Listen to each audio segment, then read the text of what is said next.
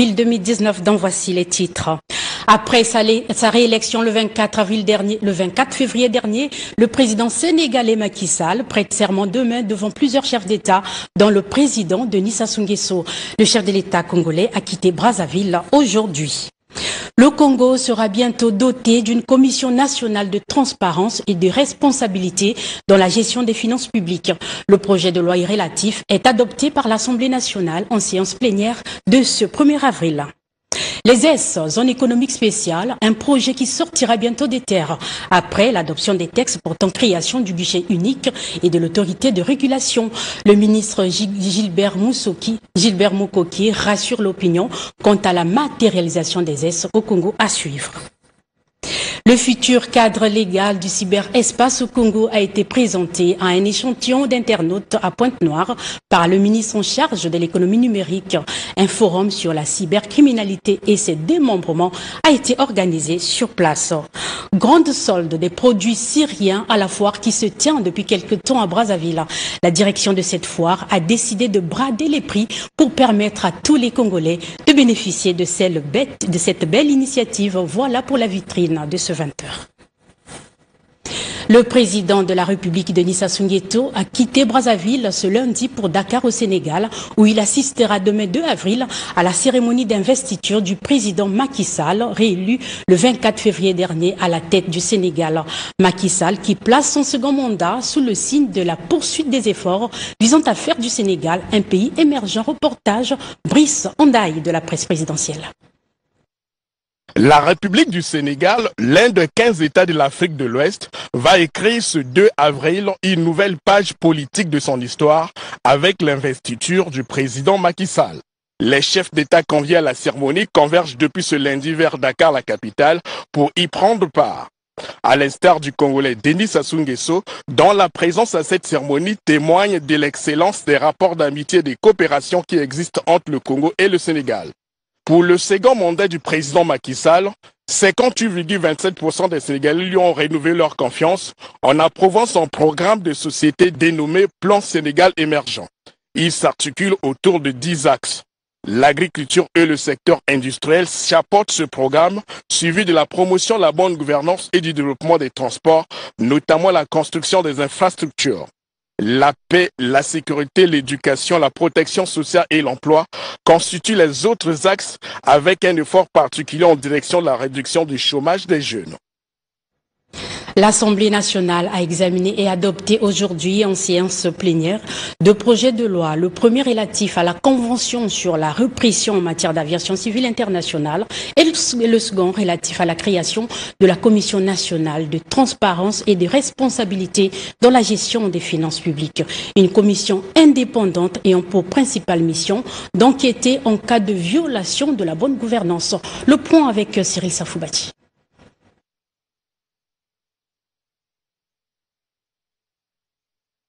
Le vote de la loi sur la création de la Commission nationale de transparence et de responsabilité dans la gestion des finances publiques a suscité une volée de bois vert. Quelle est la raison de créer une commission dans la mesure où nous avons des études indépendantes qui sont diligentées par des partenaires, par des auditeurs, mais qui ne voient jamais la lumière du jour? Pour le gouvernement, il n'y a pas de superposition d'organes de promotion de la bonne gouvernance. En ce qui concerne les finances publiques de notre pays, nous avons plusieurs niveaux de contrôle. Les contrôles administratifs. Nous avons le contrôle comptable. Tout ceci est sanctionné par un auditeur interne que nous appelons Inspection générale d'État. Et pour parfaire toute cette organisation, la Constitution nous dote d'un auditeur externe. Le gouvernement pense qu'en dehors de tous ces organes, il est intéressant de mettre en place une autorité indépendante. Cet auditeur externe, c'est la Cour de comptes et de discipline budgétaire. Pour la Commission économie et le président de l'Assemblée nationale, Issoufou Fouba, la loi instituant cet organe est une transcription en droit positif du droit communautaire. Diligenter toute enquête en cas de violation de la transparence de ce qui est consigné là-dedans et de la responsabilité dans la gestion des finances publiques. Donc nous n'avons pas là un organe de trop qui vient se superposer à un autre organe. C'est un organe qui est nécessaire en vue de voir les dispositions contenues dans ce code être appliquées avec efficience. Les directives de la communauté économique à laquelle nous appartenons s'imposent à nous. Il n'y a donc pas un problème d'opportunité. Ça rentre dans un package de critères de convergence qui sont obligatoires pour les États que nous sommes. Et puis regardez bien, il s'agit d'une superstructure de contrôle. Le speaker, il est important.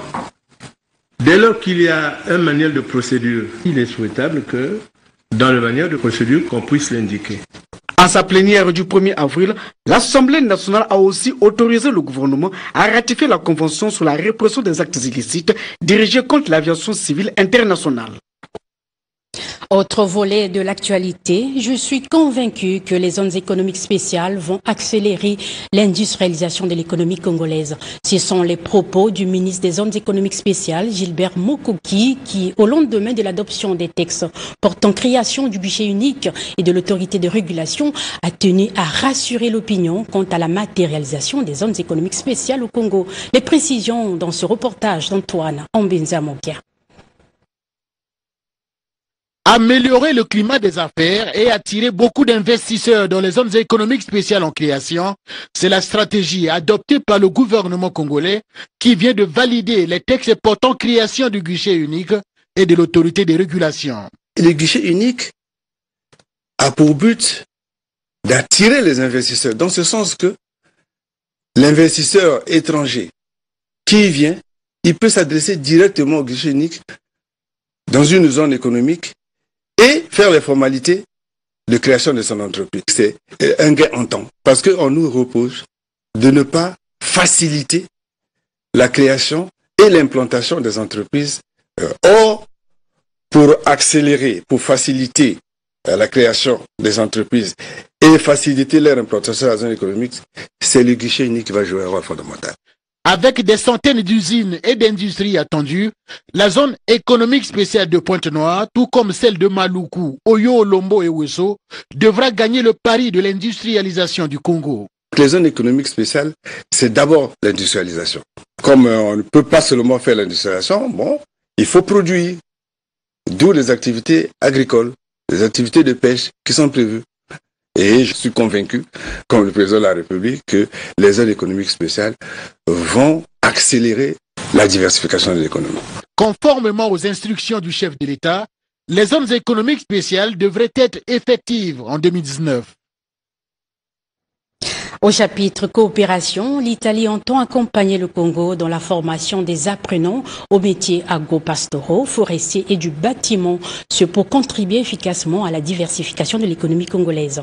Ceci ressort du tête-à-tête que l'ambassadeur d'Italie au Congo, Stefano De Leo, a eu avec le ministre de l'Enseignement technique et professionnel, Nicéphore Thomas Fila Saint-Eudes. Reportage Serge Bruno Mienata. Pour sa première rencontre officielle avec le ministre de l'Enseignement technique et professionnel, de la formation qualifiante et de l'emploi, Stefano De Leo, nouvel ambassadeur d'Italie au Congo, a scruté avec Antoine Nicéphore Thomas Fila Saint-Eudes les possibilités d'une coopération gagnant-gagnant dans le domaine de la formation qualifiante.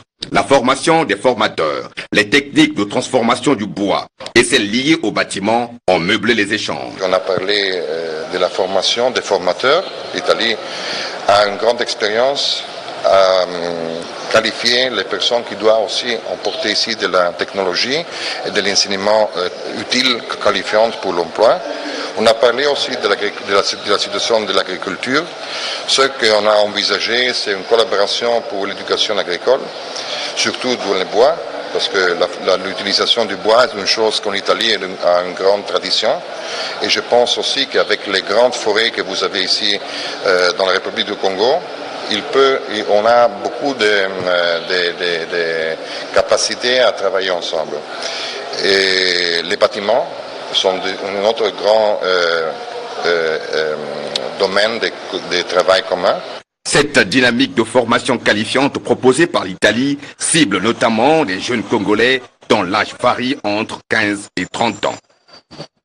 Du côté des forces armées congolaises, 367 stagiaires de l'armée de l'air viennent de suivre 4 mois de formation pour l'obtention du brevet élémentaire 2e degré. Une formation supervisée par le chef d'état-major de l'armée de l'air, le général de brigade aérienne Jean-Baptiste Philippe Chikaya. Un commentaire de Johannes Makwala.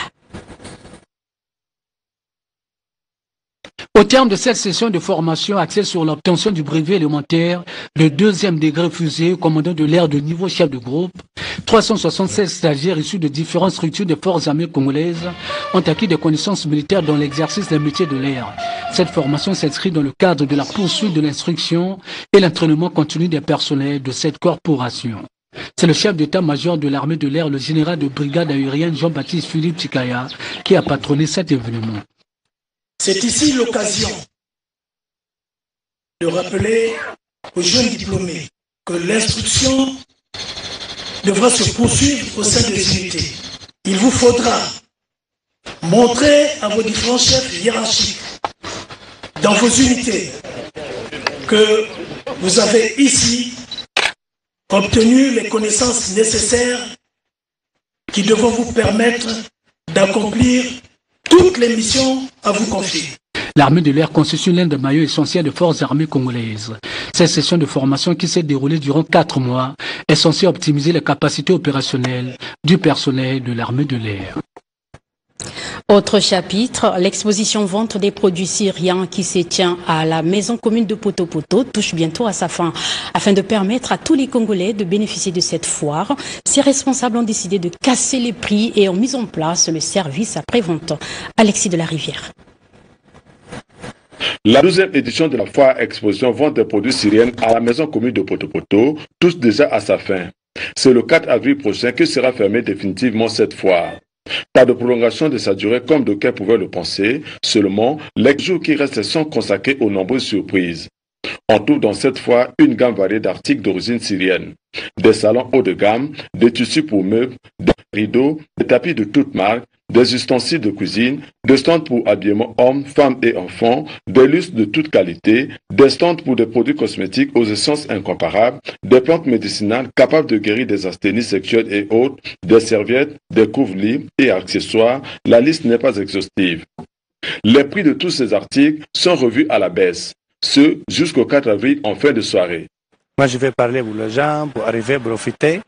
On a soldé le prix. Venez profiter, on va fermer le jeudi approché. On a soldé le prix, il y a beaucoup de choses qui ont soldé le prix déjà. En plus de la sorte, il est pratiqué également un service après-vente sur certains articles. Par exemple, un rideau acheté donne droit à la couture gratuite sur place par des spécialistes en la matière. Une occasion à ne pas rater, car les prix pratiqués pendant ces 5 jours qui restent permettent même aux Congolais moyens de s'en procurer d'un article. Venez nombreux profiter de ces derniers jours. Vous y trouverez de bons articles. En plus, on a cassé les prix. La 12e édition de la foire exposition vente des produits syriens se distingue des éditions précédentes par sa stratégie de vente. Stratégie qui consiste à tout vendre à n'importe quel prix ces derniers jours, de telle sorte qu'aucun produit invendu ne pousse le parti en Syrie. La Banque Société Générale du Congo organisait du 31 août au 31 décembre dernier une campagne de mobilisation de dépôt dénommée Épargne Plus. Elle concernait les clients ayant un crédit de 100 000 francs CFA sur le produit épargne sans retrait sur la période de cette campagne. Il y a eu une gagnante et elle a été récompensée mardi dernier. Reportage Beno Pena. Cette cérémonie de remise de prix aux lauréats de la grande campagne dénommée Épargne Plus, organisée par la Société Générale Congo, a été patronnée par l'administrateur, directeur général de cette banque. Elle a connu 2 moments, d'abord les allocutions, celle de la directrice de la clientèle, ravie de l'engouement observé. Nos clients ont été très nombreux à participer à cette campagne. Nous avons été ravis de cet engouement. Preuve qu'il n'y a pas de saison pour l'épargne. Ensuite, celle du directeur général qui rend hommage à ses agents après avoir témoigné sa gratitude aux clients de cette banque. Je suis particulièrement heureux de cette première édition qui, malgré un contexte économique morose, nous a permis de témoigner notre gratitude à nos clients. Je suis reconnaissant à l'équipe Société Générale Congo pour l'engagement dont elle a fait preuve pour la réalisation de cette campagne. Le second moment a été consacré à la remise du Grand Prix à la lauréate, en dehors des 4 autres prix décernés aux autres gagnants. Ainsi, Jacqueline Mouyabi a décroché la timbale. Elle gagne le gros lot, un billet aller-retour pour 2 et un séjour de 7 jours, tout frais payé par la Société Générale Congo, à Dubaï dans un hôtel 5 étoiles. L'heureuse gagnante exulte. Il n'y a pas très longtemps que j'ai mis un peu d'argent de côté et donc j'ai été surprise qu'on m'appelle que j'ai gagné le gros lot. Alors, ce que je peux demander aux autres qui ne sont pas encore clientes de la Société Générale, de venir à la Société Générale.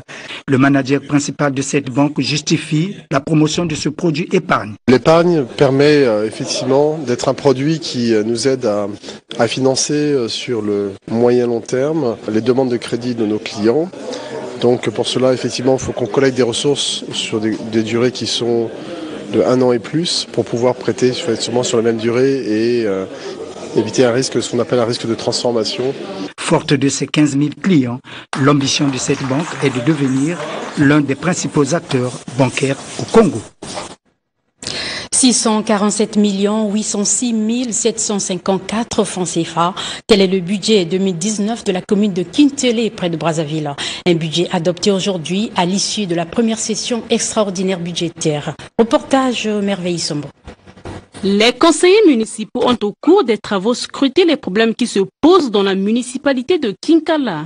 L'examen des différents mots qui minent cette entité a permis d'adopter le budget 2019 estimé à 647 806 754 francs CFA.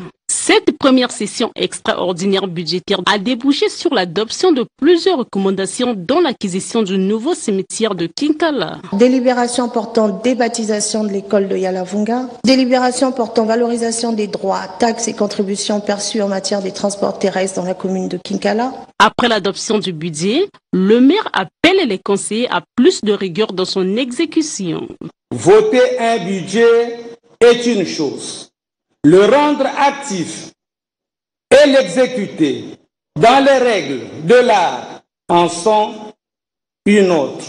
Il nous faut donc user de beaucoup d'initiatives et d'astuces pour confronter, renflouer les caisses du Conseil, de mettre aussi en œuvre les textes convenablement.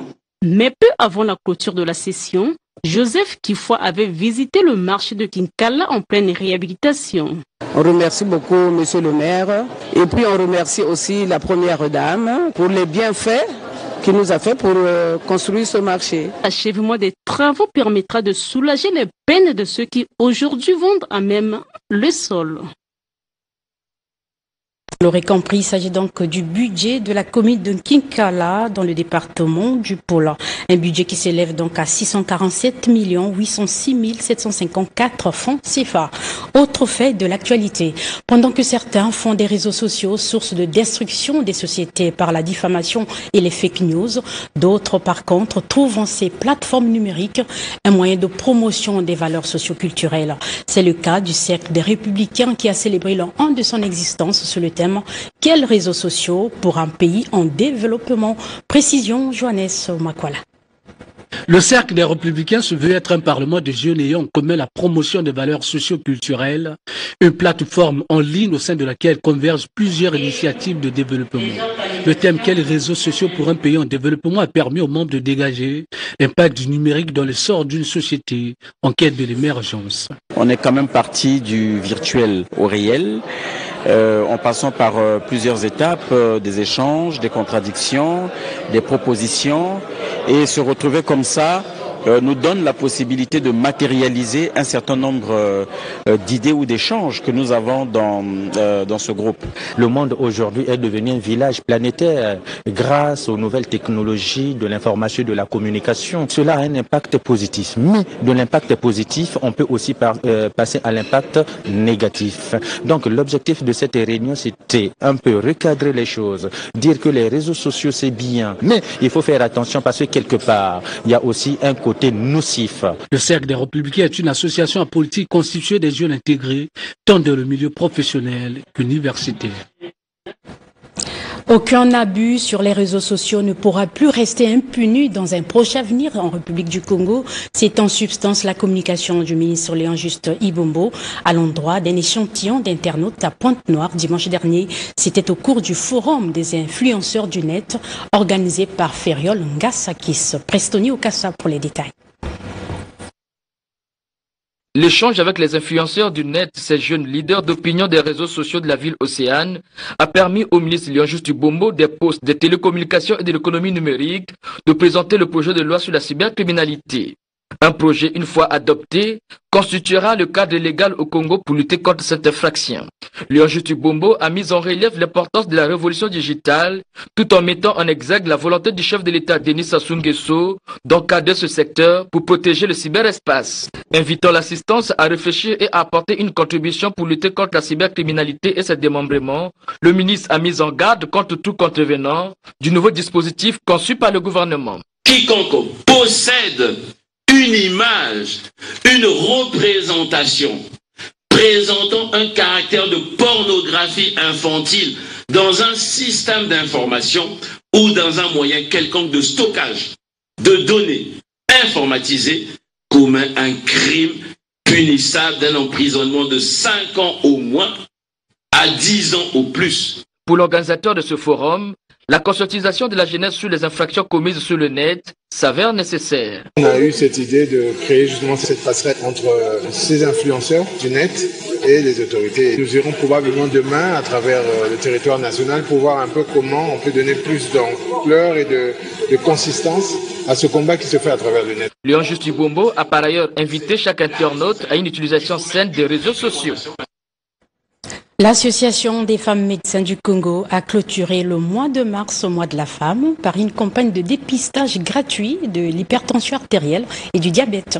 Une campagne organisée à Bakongo, 2e arrondissement de Brazzaville. Et Doxy Chantal. Cette action de l'Association des femmes médecins du Congo sur le dépistage gratuit de l'hypotension artérielle, du diabète, du cancer du sein et de celui du col de l'utérus est d'une importance capitale pour les malades qui s'ignorent.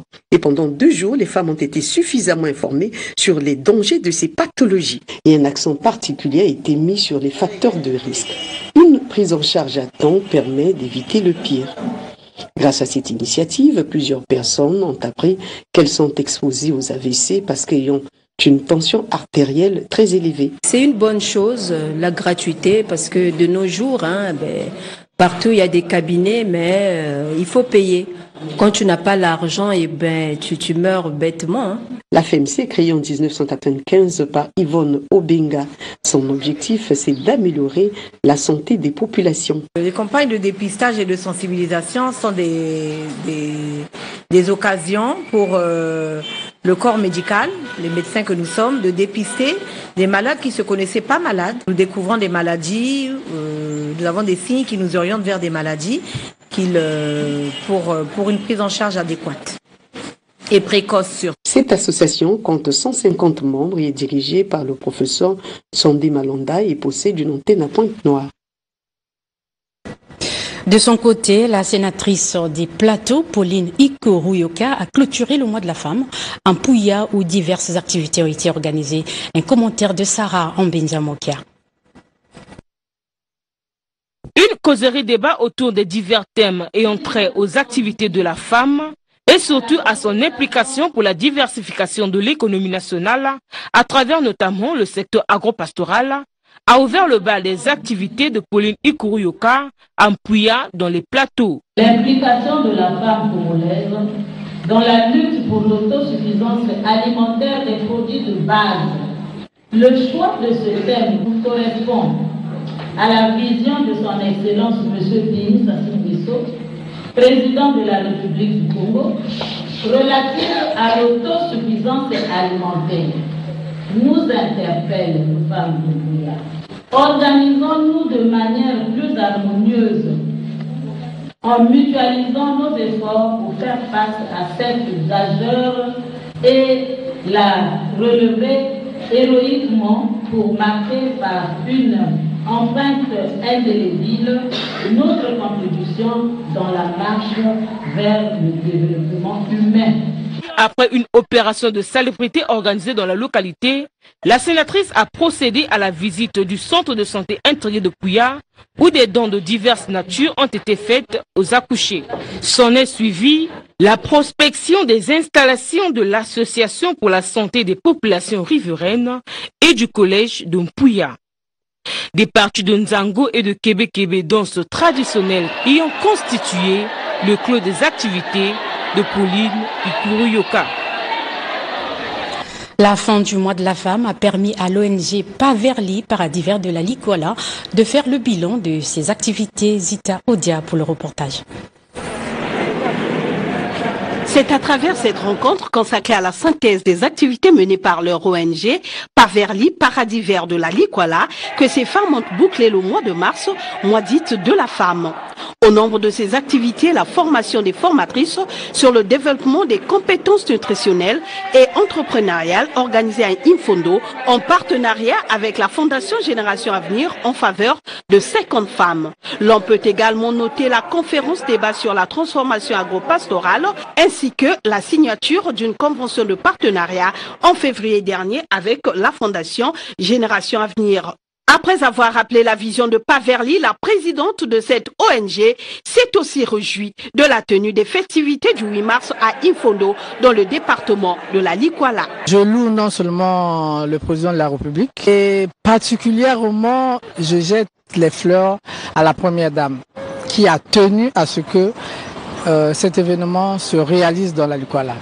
Et ça a été un moment solennel pour la femme de la Likoala. Déjà très impliquée dans le travail de la terre, la femme de la Likoala est cependant confrontée à plusieurs difficultés dans l'écoulement de ses produits agricoles. D'où cette ONG s'engage à faire un plaidoyer en sa faveur. ONG de développement à but non lucratif, Paverly, a été créée le 28 février 2014. Et pour terminer, culture, des prix de récompense ont été remis le 31 mars dernier à plusieurs personnalités morales et physiques pour leur dévouement à l'occasion de la 3e édition de la Nuit de Mérite organisée par Rosine Asmekong, présidente du comité Miss Mamakilo. Reportage Roland Kindou. Le mérite par l'excellence, l'innovation, le management, l'entrepreneurial et l'immortalisation, c'est l'intégrité de cette soirée de récompense destinée aux plus dévotionnels. La nuit de mérite née du comité Miss Mamakilo s'avère un instant de grand éclat d'honneur pour les personnes morales et physiques distinguées lors de cette édition. Prix d'honneur décerné à l'émission Tam Tam pour ses 25 ans d'existence, prix de meilleur artiste 2019 à Rogaroga, prix de meilleur manager à Béberitou.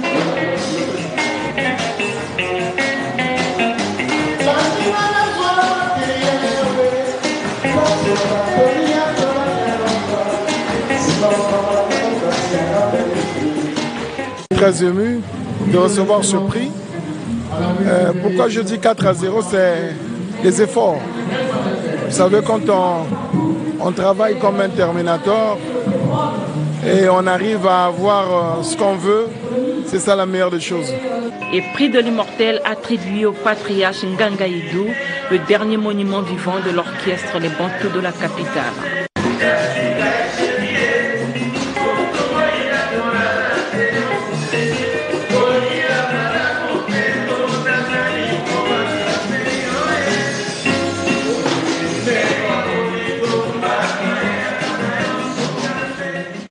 À travers moi, on a pensé à l'orchestre Bantou de la capitale. Je suis très honoré. Moi, j'ai toujours mis la discipline en tête dans le travail. C'est pour ça que l'orchestre Bantou, jusqu'aujourd'hui, va totaliser ses 60 ans. Au total, 18 récipiendaires ont été récompensés à cette 3e édition de la Nuit de Mérite au titre de l'année 2019. Voilà, fin du journal. Merci de votre présence. Merci à toute l'équipe technique. Prochain rendez-vous avec l'information sur Télécongo, 23h30. Orgérie Gampio, demain 16h. Alida, bienvenue Kodji. À demain 20h, toujours avec le même plaisir. Bonsoir.